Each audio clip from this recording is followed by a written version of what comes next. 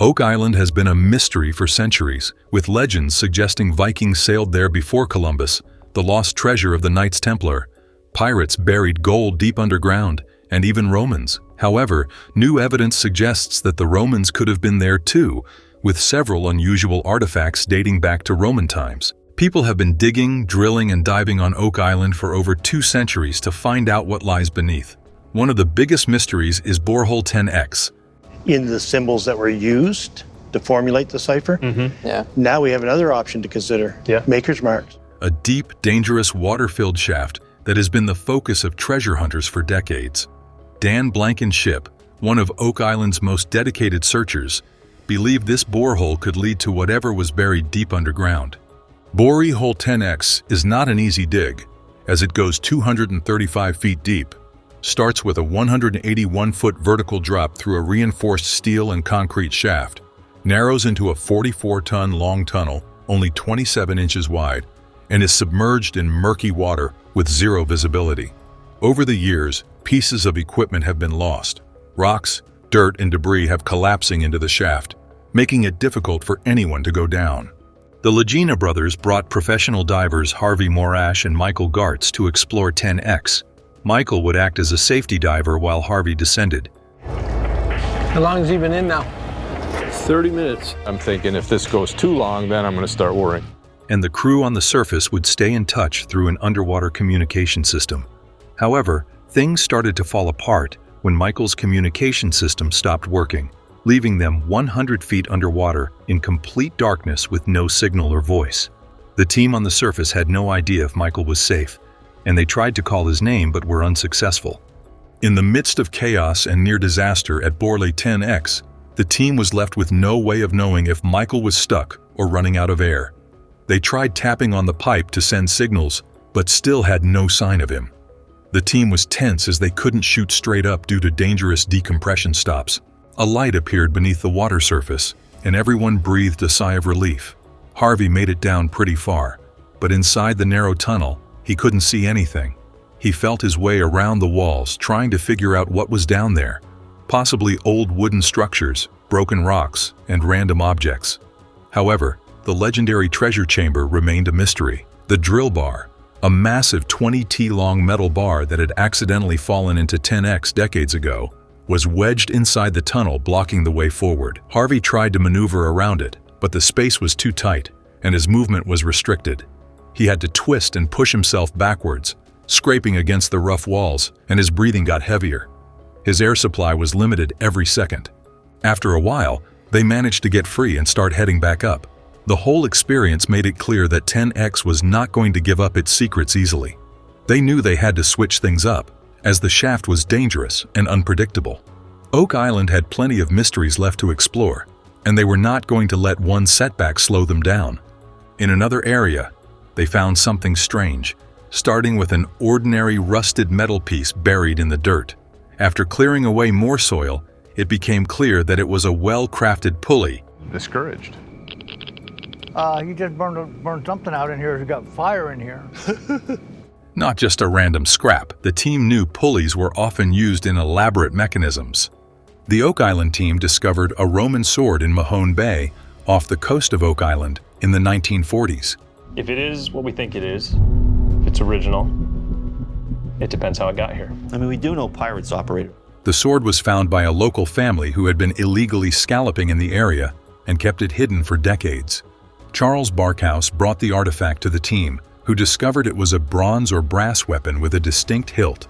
The hilt featured a carving of Hercules, a symbol commonly associated with ancient Roman military decorations. The discovery of this Roman artifact in North America is unprecedented in mainstream history.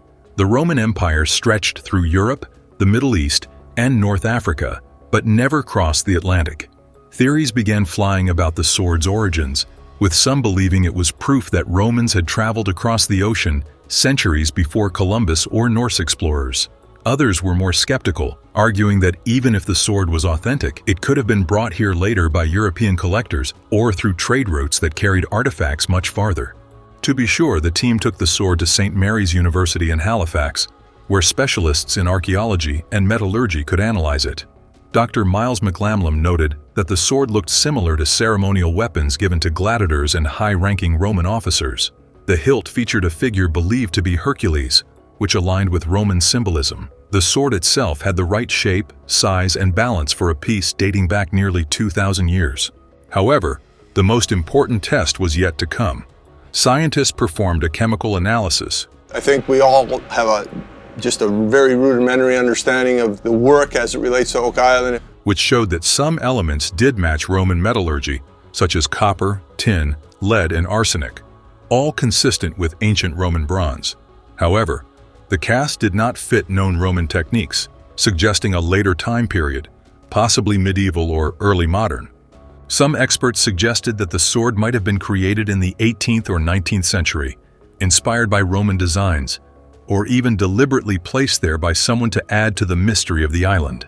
Oak Island, a popular destination for treasure hunters, has been the site of numerous controversies and discoveries over the years.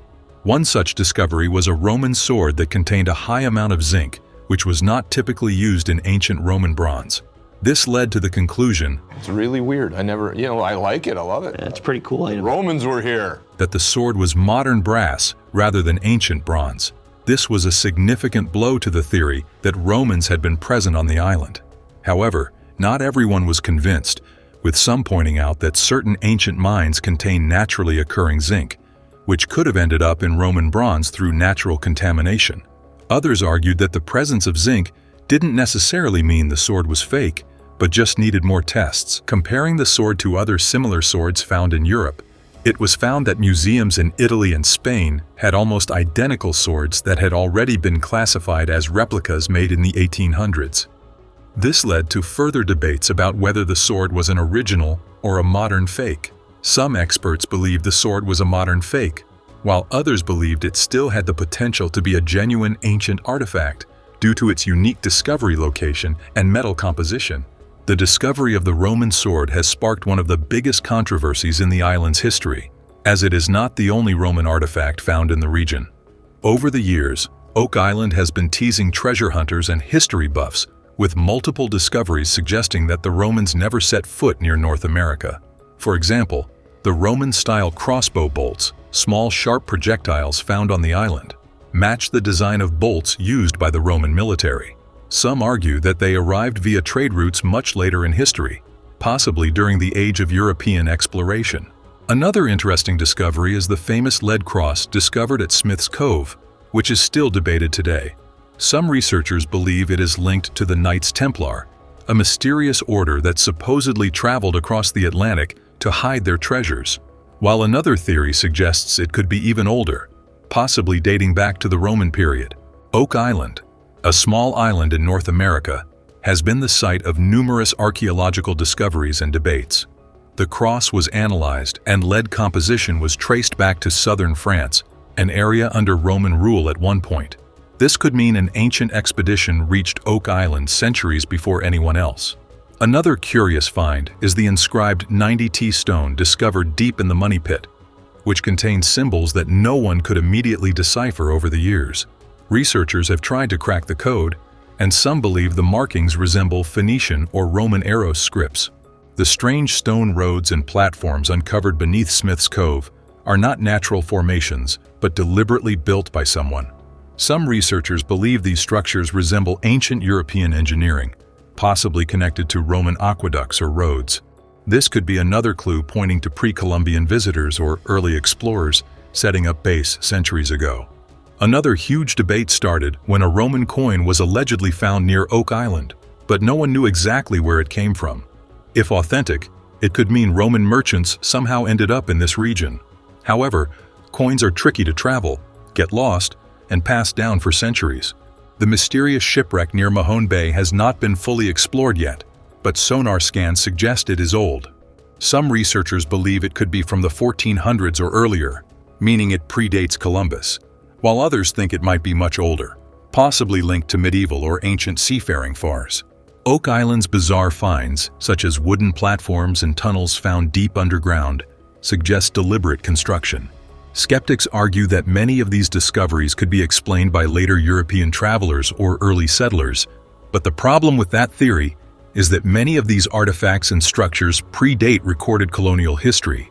The sheer number of unexplained artifacts and structures suggests someone was here long before the official timeline allows.